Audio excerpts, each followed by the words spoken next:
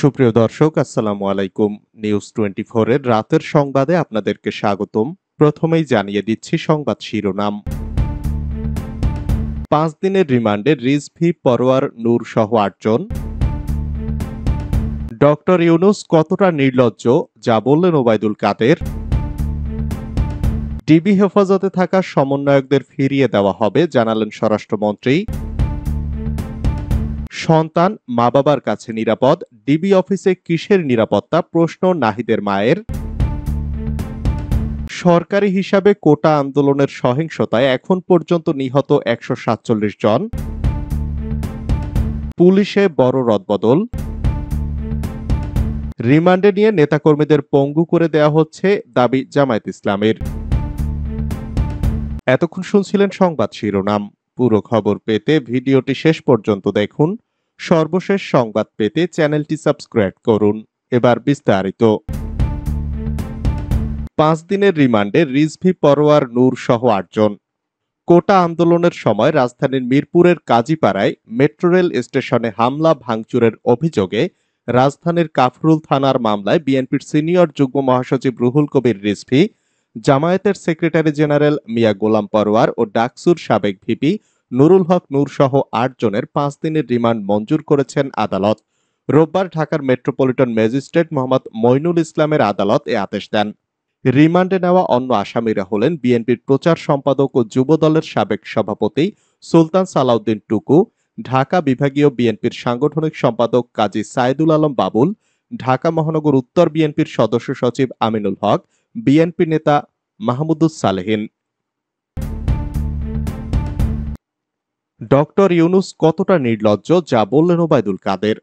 ভারতের দ্য হিন্দু পত্রিকায় দেওয়া সাক্ষাৎকার নিয়ে নোবেল বিজয়ী ডক্টর ইউনূসকে নিয়ে মন্তব্য করেছেন আওয়ামী লীগের সাধারণ সম্পাদক ওবায়দুল কাদের।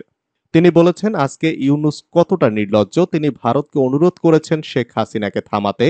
রোববার তেজগাঁওয়ে ঢাকা জেলা আওয়ামী লীগের কার্যালয়ে দুস্থদের মাঝে খাদ্য সামগ্রী বিতরণ অনুষ্ঠানে এসব কথা বলেন তিনি। ডক্টর ইউনূসের উদ্দেশ্যে কাদের বলেন, তিনি ভারতকে অনুরোধ করেছেন শেখ হাসিনাকে থামাতে। শেখ হাসিনা আক্রান্ত, আক্রমণকারী নয়। তাকে থামাবে কেন? আক্রমণকারীদের থামান, যাদের সঙ্গে আপনি আছেন। বিবৃতি দিয়ে দেশের অভ্যন্তরে হস্তক্ষেপের জন্য বিদেশিদের প্রতি আহ্বান জানান ডক্টর ইউনূস। তিনি সাক্ষাৎকারে নতুন নির্বাচন দাবি করেছেন।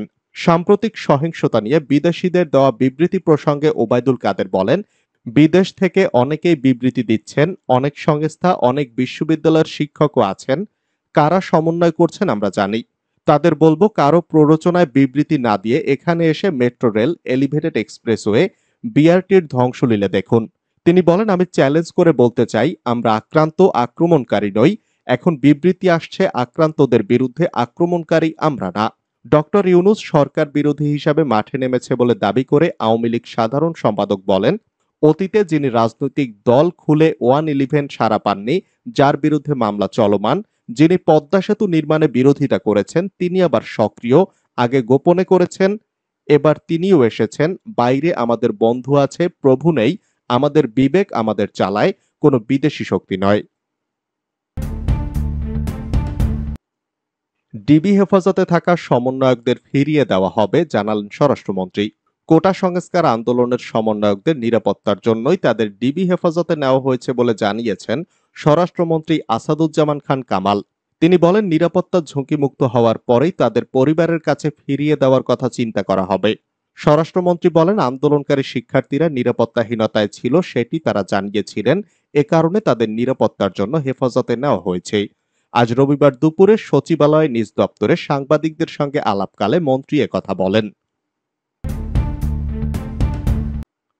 সন্তান মা বাবার কাছে নিরাপদ, ডিবি অফিসে কিসের নিরাপত্তা, প্রশ্ন নাহিদের মায়ের। অসুস্থ অবস্থায় হাসপাতালে ভর্তি ছিলেন কোটা সংস্কার আন্দোলনের প্ল্যাটফর্ম বৈষম্য বিরোধী ছাত্র আন্দোলনের 3 সমন্বয়ক নাহিদ ইসলাম, আসিফ মাহমুদ ও আবু বাকের। সেখান থেকে তাদের তুলে নিয়ে যাওয়া হয়। এরপর ডিবি জানায়, নিরাপত্তার কারণে হেফাজতে নেওয়া হয়েছে তাদের। এদিকে আজ সচিবালয়ে স্বরাষ্ট্রমন্ত্রী আসাদুজ্জামান খানও বলেছেন, পুলিশ যদি মনে করে তারা ঝুঁকিমুক্ত, তখনই তাদের ছেড়ে দেওয়া হবে। এ বিষয়ে রোববার রাজধানীর মিন্টু রোডে ঢাকা মহানগর পুলিশের গোয়েন্দা বিভাগের কার্যালয়ের পাশে দাঁড়িয়ে মমতাজ নাহার সাংবাদিকদের সঙ্গে কথা বলেছেন। তিনি বলেন, ডিবি বলছে নিরাপত্তার কারণে তাদের কাছে রেখেছে। সন্তান মা বাবার কাছে নিরাপদ, ডিবি অফিসে কিসের নিরাপত্তা? এ সময় নাহিদ ইসলামকে ডিবি হেফাজতে নির্যাতন করা হতে পারে বলে শঙ্কা প্রকাশ করেছেন তিনি। মমতাজ নাহার সাংবাদিকদের বলেন, আমার ছেলের সঙ্গে যোগাযোগ করতে পারছি না, সে কি আদৌ ডিবি অফিসে আছে সেটাও নিশ্চিত হতে পারছি না।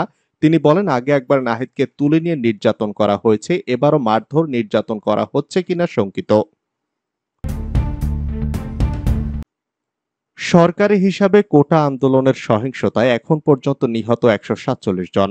কোটা সংস্কার আন্দোলন ঘিরে সহিংসতায় সরকারিভাবে এখন পর্যন্ত 147 জনের মৃত্যুর খবর পাওয়া গেছে বলে জানিয়েছেন স্বরাষ্ট্রমন্ত্রী আসাদুজ্জামান খান।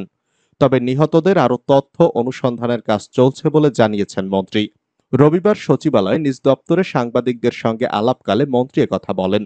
আসাদুজ্জামান খান বলেন, নিহতদের মধ্যে পুলিশ, আওয়ামী লীগের নেতাকর্মী, শিক্ষার্থী সহ বিভিন্ন পেশার মানুষ রয়েছে।